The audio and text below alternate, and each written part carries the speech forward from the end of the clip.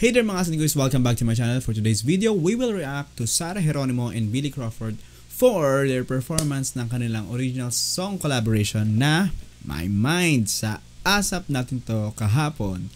And pag sinabi talaga nating total performance, for me, marami siguro mag-agree din dito na sila talagang dalawa ang best of the best when it comes to total performance sa generation natin ngayon, di ba? Wala, dati ko pa talaga sila gusto. Kaya nga gusto ko si Billy na guest ni Sarah pagka-concert eh. Naalala ko noon the next one, talagang parang hinintay niya pa yung schedule ni Billy. Talagang pinaka-usapan niya na sana wag muna siyang umalis ng bansa noon para makapag-guest siya sa the next one concert way back 2008. And I'm so lucky na na-witness ko tong song na to live nung kanilang unang pinarinig during the 20th anniversary ni Sarah last year. And this March 1, nag-21st anniversary na si Sarah G. So, nice. Congratulations, Popsters. Dahil nandiyan pa rin at namamayagpag pa rin ang nag-iisang Sarah Geronimo. So, tara, panoorin natin to.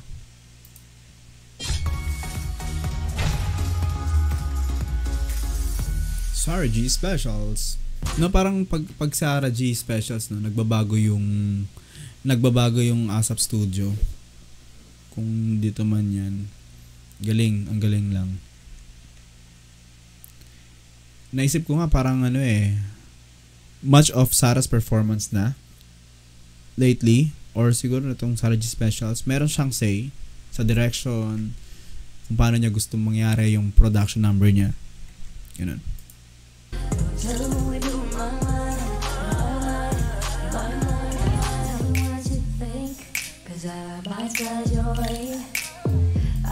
Wow. Yun yung mga backup dancers niya. Okay, hindi natin masyadong ipi-play ng kasi tayo dyan copyright kasi yung YouTube, so kaya okay, may mga cut na mangyayari dito. But anyway, what can you really say about My Mind? May nabasa kasi akong comment sa, di ba nagbigay tayo ng reaction dito nung nasa Korea pa tayo, nung kanilang pinalabas yung kanilang MV. Ganyan. May nag-comment doon na kasi yung mga gantong song daw kasi hindi patok. So let's see, let's still assess though kasi kaka-release lang naman. Pero I notice naman mataas na yung views ng My Mind na MV. So, let's see.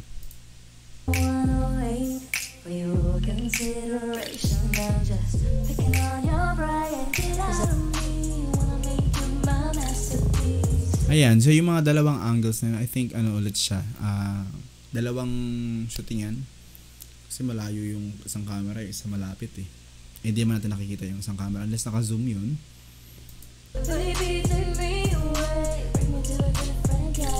Meron din sariling cube si Billy.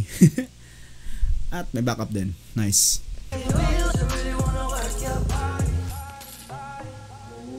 Yes. Uy. Lumakad.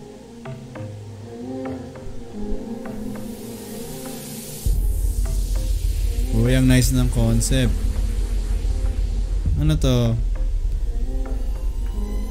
Malupitang sayawan. Boom.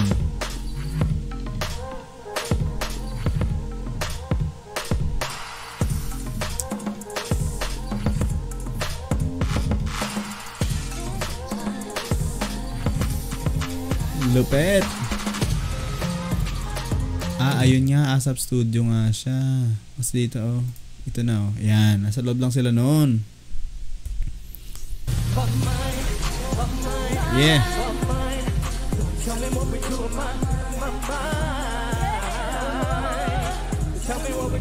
Yeah, live adlibs. Pero wait, ang galing nung steppings. Kaya wala akong maisip na iba na kaya yung mga ganyan. Matindihan yung dance steps, vocally magaling, hindi cringe pakinggan, hindi pilit. tayo nagkamali ng in-idol.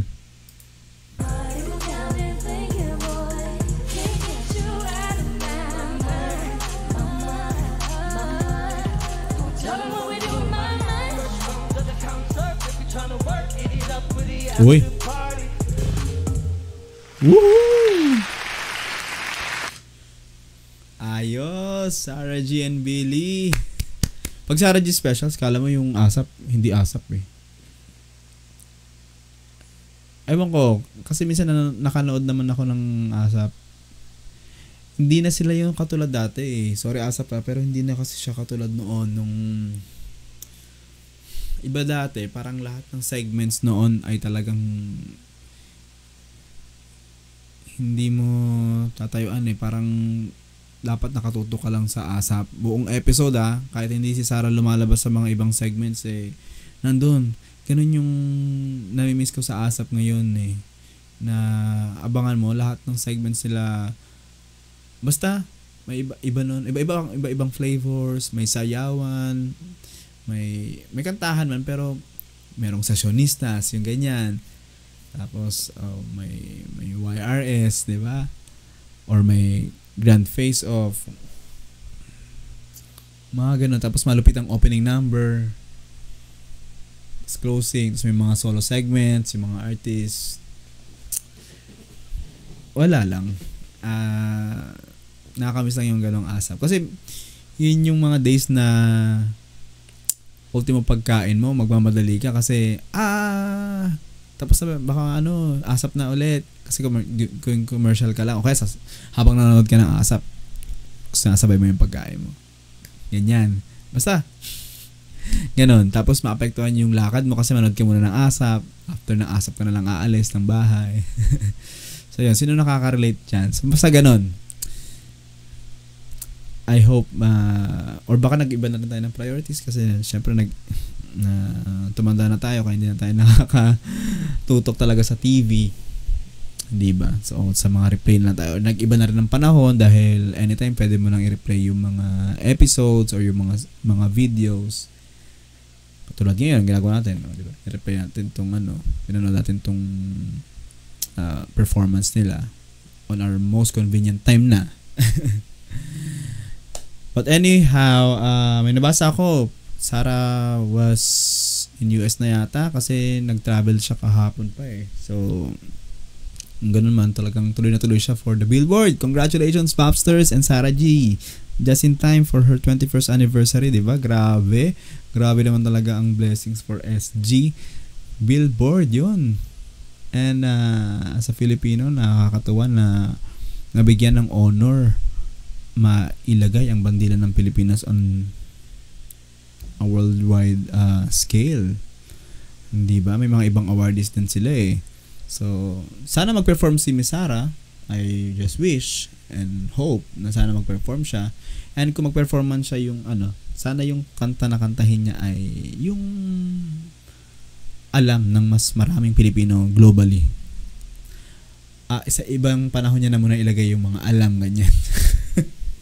Maganda naman yun, hindi ko sinabing hindi maganda. It's just that hindi pa kasi siya ganun kaalam ng mas maraming Pinoy or mas maraming listeners niya or nung casual, okay, fans. Alright, so yun lang. Kayo naman mga asin ko, anong masasabi niyo sa performance ni Miss Sarah G and Billy Crawford sa ASAP? Please do comment sa ating comment section and na-miss ko kayo, Popsters. Alright, so maraming salamat sa panonood ng video na to. Like kayo, mag-iingat. Bye bye.